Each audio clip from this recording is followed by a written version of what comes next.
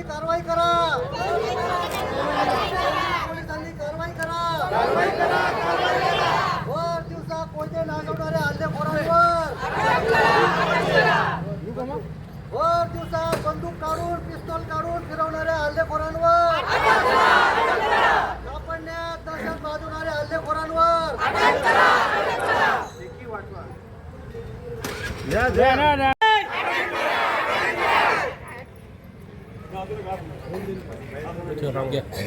जानेवारी या दिवशी फेब्रुवारी या दिवशी आम्ही लग्नाला जात होतो, तर आम्हाला स्टँडवर 2 नालायक हल्लेखोरांनी आमच्या पूर्ण फॅमिली होती माझी, तर त्या आम्ही पहिले एक गाडी जात होती 407, त्या गाडीला त्यांनी आधी कोयता दाखवला, त्याच्यानंतर आमची गाडी मागून येत होती, तर आमच्या जवळ आले व त्यांनी आम्हालाही कोयता दाखवला आणि त्यांनी पूर्ण आमच्या गाडीवर हल्ला केला। त्या गाडीत मी, माझी सासू, माझे आई वडील व माझे मिस्टर होते।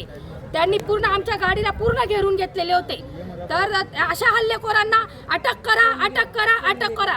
आणि सोनगीर पोलीस स्टेशन याच्यावर काहीच निर्णय घेत नाही किंवा कार्यवाही करत नाही। तर सोनगीर पोलीस स्टेशनतील सगळ्या पोलिसांना एकच विनंती आहे की त्यांनी कापडणे गावात, आम्ही ग्रामीण भागात असून आम्हाला सोनगीर पोलीस स्टेशनचा काहीही उपयोग नसून त्यांनी त्याच्यावर काहीतरी कार्यवाही करून आमच्यावर याला त्यांनी साथ द्यायला पाहिजे। कारण ग्रामीण जे सगळे ग्रामस्थ आहे हे त्यांच्या याच्या भरोश्यावर असतात, कारण आम्ही गरीब जनता ही फक्त पोलिसांच्या भरोश्यावर असते आणि जर त्यांच्यावर काही त्यांना न्याय मिळत नसेल तर मग एक पूर्ण जनता त्यांच्यावरही काहीतरी कार्यवाही करू शकते, फक्त जनताच करू शकते। मग त्यावेळेस पोलीसही काही करू शकत नाही।